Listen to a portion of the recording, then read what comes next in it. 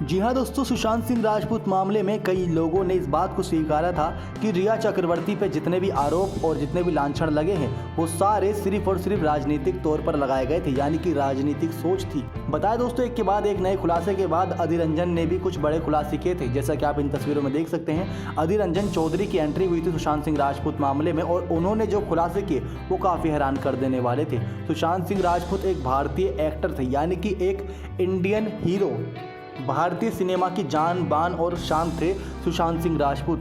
लेकिन अगर आपने गौर किया हो तो सुशांत सिंह राजपूत का नाम पूरी तरीके से बिहार के मामले में जोड़ा गया था। सुशांत सिंह के पिता ने एफआईआर पटना के बिहार स्थित वहाँ पर लिखवाई थी, तो इसी वजह से सुशांत सिंह को बिहार से पूरी तरीके से बिलोंग किया गया और उनको एक सेपरेट फैन बेस दिलाने की कोशिश की गई कि सुशांत बिहार से ही बिलोंग करते हैं। लेकिन आपको भी जानकारी है कि सुशांत सिंह राजपूत भारतीय करोड़ों फैंस की जान है, शान है, आन है, बान है। तो ऐसे में सुशांत सिंह राजपूत का नाम बिहार से क्यों जोड़ा गया, जो भारतीय सिनेमा जगत के हीरो थे?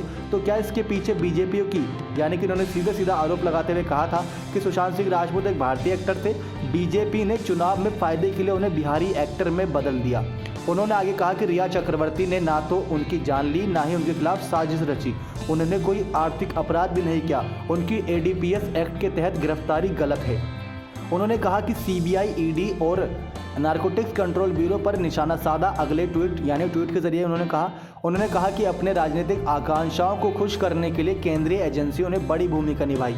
समुद्र मंथन के बाद उन्होंने अमृत के बजाय ड्रग्स की खोज की, फिर भी वे अंधेरे में निधन के साजिशकर्ताओं की तलाश कर रहे हैं। यानी कि साफ कह दिया कि इसके पीछे पूरी तरीके से राजनीतिक सोच थी, गहन अध्ययन था कि सुशांत सिंह राजपूत मामले को बिहार इलेक्शन में एक मुद्दा बनाना था। अगर आप वहां जाएंगे तो आप वहां पाएंगे कि जितने बड़े बीजेपी नेता या किसी भी नेता के पोस्टर नहीं लगे, हम किसी राजनीतिक पार्टी पर सीधा निशाना नहीं साध रहे, जो खबर है आपको बता रहे हैं, उसमें आप देखेंगे कि बड़े बड़े पोस्टर में सिर्फ और सिर्फ सुशांत सिंह राजपूत और उनके नाम पर मांगे गए वोट नजर आएंगे।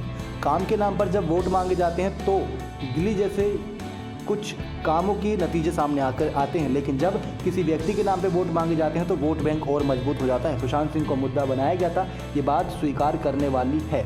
आप क्या सोचते हैं इस बारे में कमेंट्स कीजिएगा। नेक्स्ट 9 लाइव की रिपोर्ट।